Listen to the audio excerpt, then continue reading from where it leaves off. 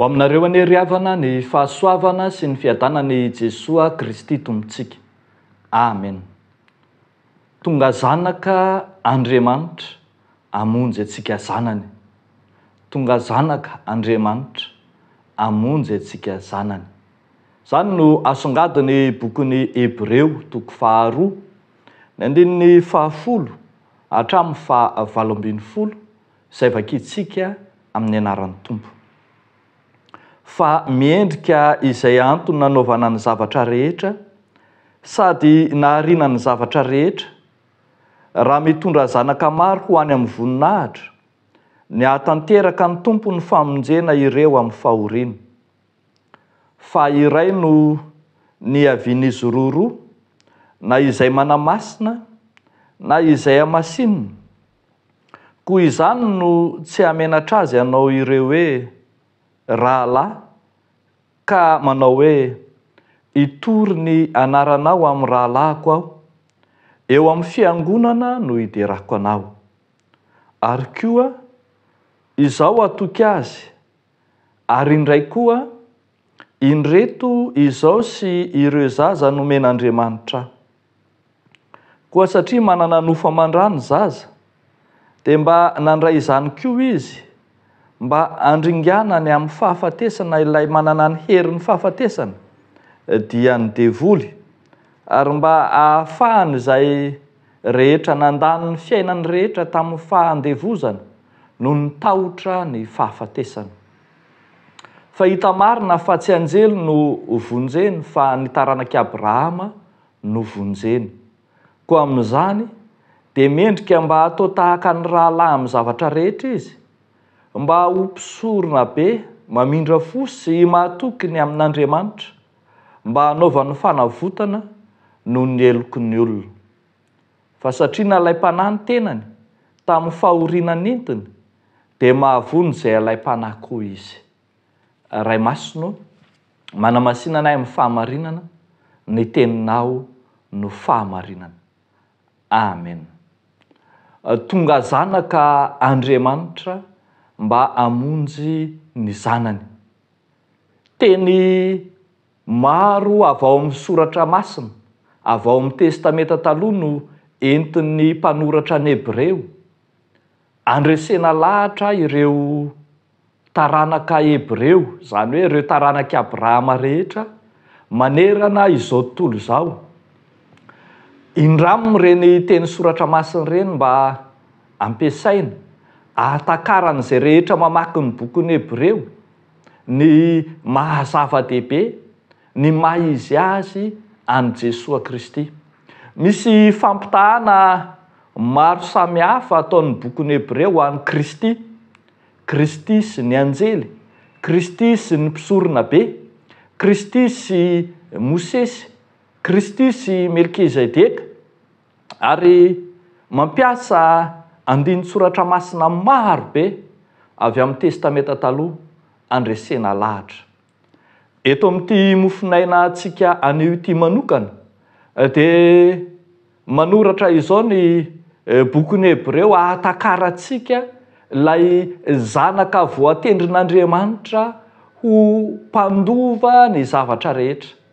Io zanak'Andriamanitra io ilay naharina izao tontolo izao, ilay famirapiratany voninahitra, ilay nahafaka ny fahotana, dia ilay tonga olombelona, ilay tonga nofo, natao ho ambany kely noho ny anjely, nefa dia mahazaka fahafatesana, nandresy ny fahafatesana, nandresy ny herin'ny fahafatesana, dia ny devoly ho ny andininy 440.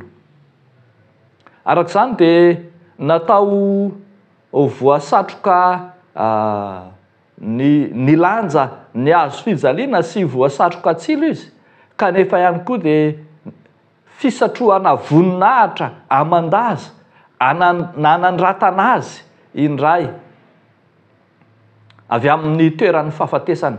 Ka dia na dia nanandrana ny fahafatesana ry izy, dia fahafatesana manana tanjona amonjy ny olona rehetra no tanjon'Andriamanitra.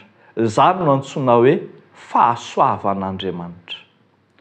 Arak'izany ry havako malala dia ampahafantarin'ity bokin'ny Hébreu ty amintsika fa io Jesosy Kristy no zaraina ho an'izao tontolo izao io. Io Jesosy Kristy izay nateraka, ary Jesosy Kristy izay nanandrana fahafatesana io.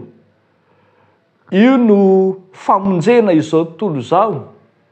Io no antsoina hoe fahasoavan'Andriamanitra. Io fahasoavan'Andriamanitra io no mandray antsika ho zanany. Eny, mandray antsika ho zanak'antrano. Averimberin'ny bokin'ny Hébreu ny fitenenana hoe zaza, ny fitenenana hoe zanaka, ka ilazana fa mampiditra antsika an-trano, mandray antsika ho toy ny mpianakavy. Eny, ilazany antsika ho toy ny zanaka, rahalahy, fianakaviana iray ao amin'ny Kristy. Koa ambara arak'izany fa teraka tonga nofo tahaka antsika Andriamanitra mba ampanana anjarantsika amin'ny famonjeny, anafaka antsika amin'ny ota izay mamatotra, izay manandevo ary manaisitra antsika amin'ny tahotra sy ny fahafatesana, ka mampitraka izay mitanondrika. Ry havako malala ao amin'ny Tompo, mizara amintsika ny fahaterahany sy ny fahafatesany Andriamanitra, dia ilay fahafatesany teo amin'ny hazo fijaliana, ka dia tonga naka nendriky ny nofo ny zanany tao amin'ny Kristy. Izany fahatongavana ho nofo, izany fizarany amintsika ny fahafatesany sy ny fahaterahany zany no antsoina hoe fahasoavan'Andriamanitra.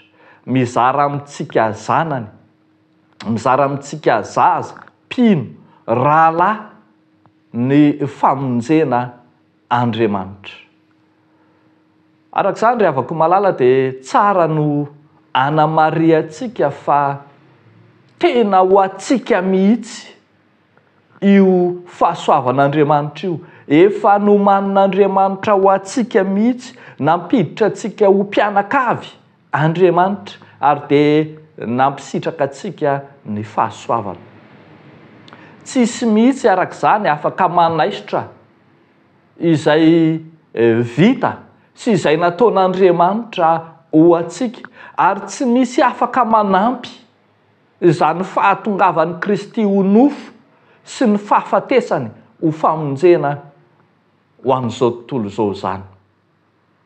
Amin'izao vanim-potoana ankehitriny izao dia manomboka mihelihety sy aroa ny fampianarana samihafa, ohatra ny fampianarana momba ny batisa amin'ny rano.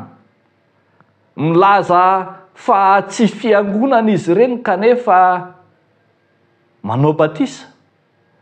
Milaza fa fikambanana izy ambarany sy arentirentiny fa fikambanana mitaiza tanora, mitarika tanora, manao fanatanjahantena, ambarany fa mitondra hitsangatsangana sy manao fialam-boly maro samihafa tahaka ny mampianatra mandihy, mihira, milasy samihafa no atao. Eny, mety hoe manao cellule de prière koa aza kanefa manao batisa, ary dia entanina mihitsy ny mpanaradia azy manao hoe mitondra akanjo anaovana batisa matevina, akanjo tsy mitaratra, akanjo tsy fokely loatra ho an'ny vehivavy, mitondra akanjo fisoloana ao aorianan'ny batisa, mitondra servieta, dia mody ampiana kely fotsiny manao hoe aza menamenatra fa ho an'i Jesosy zany. Ry havako, raha mbola roboka amin'izany ianao, raha mbola roboka sy linany amin'ny toe-javatra sy amin'ny tranga tahaka izany ianao kanefa ianao efa vita batisa, dia tsarovo ry havako malala fa tsy takatrao, tsy takatrao ilay asarobidiny antsoina hoe fahasoavan'Andriamanitra. Mbola tsy misy dikany teo aminao ilay fahaterahana, fahatongavana ho nofo sy ny fahafatesan'i Kristy teo amin'ny hazo fijaliana. Mbola mitady tranga samihafa na fihetsika samihafa entina hanampiana na hamelona ny fahasoavan'Andriamanitra ianao, tsy ampoanao ny fahasoavan'Andriamanitra dia ny famonjena maimaim-poana izay natolony tao amin'i Kristy.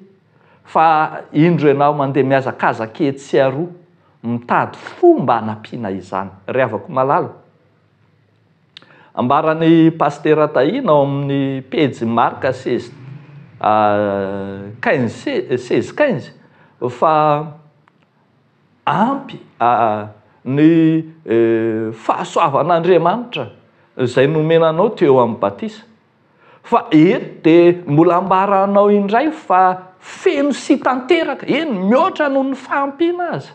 Ka raha sanatria misy tsy ampy, raha sanatria misy tsy feno, raha sanatria misy tsy tanteraka ny fahasoavan'Andriamanitra nyraisinao teo amin'ny batisa, dia hery manao ahoana no eritreretinao hamenona ny fahasoavan'Andriamanitra izay efa nyraisinao tao amin'ny Kristy? Hery tahaka n'inona no heverinao fa mameno ny fahasoavan'Andriamanitra? Rambe ve? Finoanao ve? Ezaka manokana ataon'izay mety ho mpitondra fivavahana sy hetsika sy fihetsika samihafa ivelany ve? Tsia. Tsisy afaka mihoatra ny fahasoavan'Andriamanitra izay efa nataony taminao. Lehibe izany ry havako.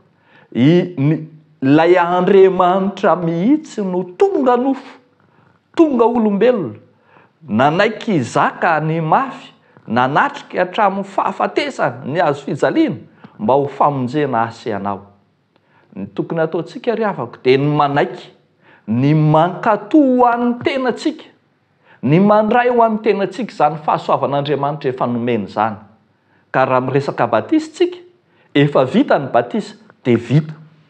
Ampy feno tanteraka, tsy mila fanampiny, tsy mila ezaka avy aminao intsony. Ny antsoina hoe batisa dia asa ataon'Andriamanitra eo amin'ny fiainanao, fa tsy ianao no mandeha mikaroka azy etsy sy eroa hitady fahafenona.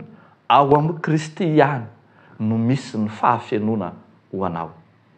Tsarovy ary ry havako, zavatra lehibe loatra ilay fahatongavana ho nofo tao amin'ny Kristy. Izany no mahatonga antsika manao fankalazana goavana rehefa mahatsiaro ny Noely isika.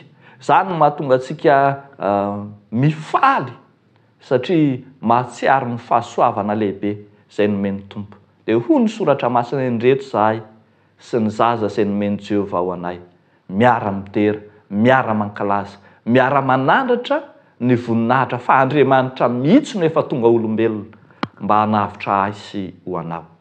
Dia n'Andriamanitra irerian'ny voninahitra. Amen. Hivavaka isika. Tompo, feno fifaliana ny fonay raha nandresy ny an-tany ny teninao, fa ezaka mahdiodio avy aminao Andriamanitra ny fahasoavana. Tsy misy ezaka takiana aminay na kely aza, fa ianao kosa dia nanolotra maimaim-poana. Misaotra anao izay Tompo ary vonina hanaiky ho an'ny tenanay izany fahasoavana lehibe loatra natolotra ho anay izany. Ary amin'ity anio ity izay dia mitondra ambavaka ny fiomanana sy ny fanomanana rehetra ny amin'ny fankalazana ny Krismasy, ho fankalazana mendrika sy hanomezana voninahitra anao Andriamanitra, ho fankalazana ahatazanana sy anasongadinana ny hery sy ny fahefanao Andriamanitra, anakonana sy anafiainana izay rehetra mety ho rentirentinay olombelona, fa hisandratanao ilay tompony voninahitra. Dia amin'ny anaranao Jesosy no anaovanay izany vavaka izany misaotra raha io. Amen.